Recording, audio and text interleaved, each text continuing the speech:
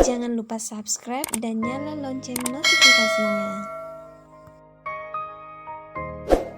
Berikut ini 7 sakramen yang ada dalam Gereja Katolik.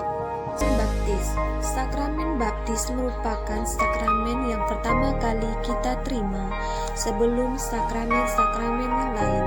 Pada saat menerima sakramen baptis, kita dipercikkan air, kemudian diolesi minyak, serta diberikan kain putih dan lilin bernyala.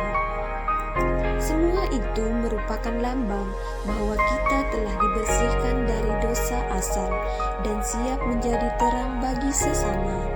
Dengan menerima sakramen baptis, kita telah diangkat menjadi anak Allah dan digabungkan dengan gereja yang menjadikan kita anggota tubuh Kristus, serta siap untuk diutus untuk berbuat baik kepada semua orang. Pembaptisan hanya dapat diterima satu kali untuk selamanya, namun meninggalkan material rohani yang tidak dapat dihapus. Kedua, sakramen Ekaristi. Perayaan syukur atas kasih Allah Bapa lewat pengorbanan Tuhan Yesus Kristus dirayakan setiap kali kita mengikuti misa atau sakramen Ekaristi. Pada saat Ekaristi, kita mengenang karya penyelamatan Yesus Kristus bagi manusia yang terjadi melalui wafat dan kebangkitannya. Perayaan Ekaristi dapat mengingatkan kita pada malam perjamuan terakhir yang diadakan Yesus bersama para muridnya. Perkataan dan tindakan Yesus menunjukkan ia rela mengorbankan diri untuk keselamatan dan kehidupan seluruh umat manusia tanpa terkecuali. Keselamatan yang diberikan Yesus untuk semua orang. Pada saat menerima komuni, kita dipersatukan dengan Yesus dan sesama karena kita menerima Yesus yang sama.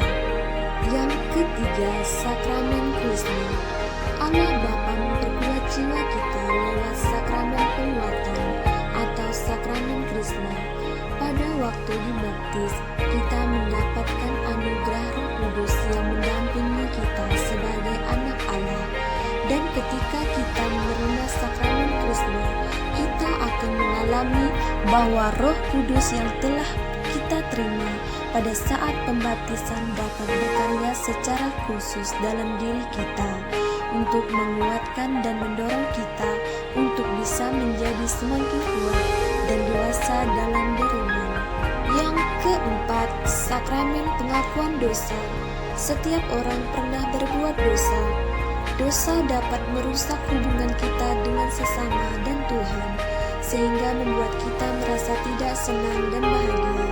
Oleh karena itu, Allah Bapa menganugerahkan kepada kita sakramen tobat atau pengakuan dosa. Di dalam sakramen ini, kita mengakukan dosa-dosa kita kepada imam, karena Yesus Kristus sendiri telah memberi kuasa kepada imamnya untuk melepaskan umatnya dari dosa. Setelah kebangkitannya, Yohanes 20 ayat 22 sampai 23.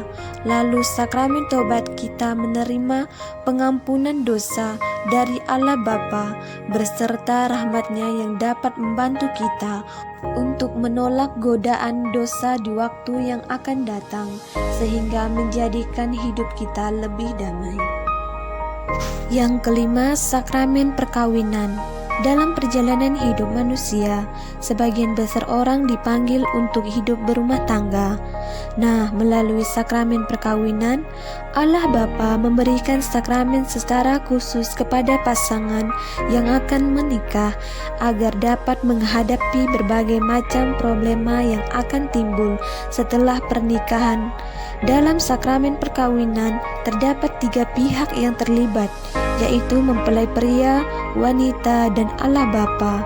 Ketika mempelai pria dan wanita menerima sakramen ini, maka Allah hadir di tengah-tengah mereka untuk menjadi saksi dan memberkati melalui perantaraan iman atau diakon yang berdiri sebagai saksi dari pihak gereja. Oleh karena itu, di dalam Gereja Katolik, perkawinan bersifat kudus dan tidak dapat terceraikan. Matius 19 ayat 6. Yang keenam, sakramen tahbisan atau imamat. Pada saat kita ke gereja dan mengikuti perayaan Ekaristi, maka yang akan mempersembahkan misa kudus adalah seorang imam. Para imam adalah orang yang dipanggil secara khusus oleh Tuhan Yesus untuk menjawab panggilan Tuhan tersebut. Maka mereka harus mengikuti pendidikan di sekolah seminari menengah, seminari tinggi, serta menjalani masa orientasi di pastoral tengah umat. Setelah menyelesaikan tahap pendidikan tersebut, maka mereka ditahbiskan oleh uskup untuk menjadi seorang imam. Nah, pada saat tahbisan itulah mereka menerima sakramen imamat dengan mengucapkan janji untuk taat kepada pemimpin gereja dan untuk hidup miskin serta selibat, yaitu tidak menikah. Yang ketujuh, sakramen pengurapan orang sakit. Semua orang pasti mengalami sakit. Ada yang mengalami sakit berat maupun sakit ringan. Orang sakit biasanya pergi ke dokter untuk mendapatkan pengobatan. Sebagai orang beriman, selain berobat ke dokter, kita juga dapat menyerahkan persoalan penyakit kita pada Tuhan, karena kita yakin bahwa Tuhan selalu memperhatikan orang sakit dan menyembuhkan banyak orang sakit. Sakramen pengurapan orang sakit bukan semata-mata untuk menyembuhkan orang dari sakit yang dideritanya, melainkan dengan menerima sakramen tersebut, orang yang sakit akan diberi kekuatan dan penghiburan supaya sanggup menjalankan penderitaannya, seperti saat Yesus menderita di kayu salib. Jangan lupa like, subscribe, nyalakan juga lonceng notifikasinya. Terima kasih.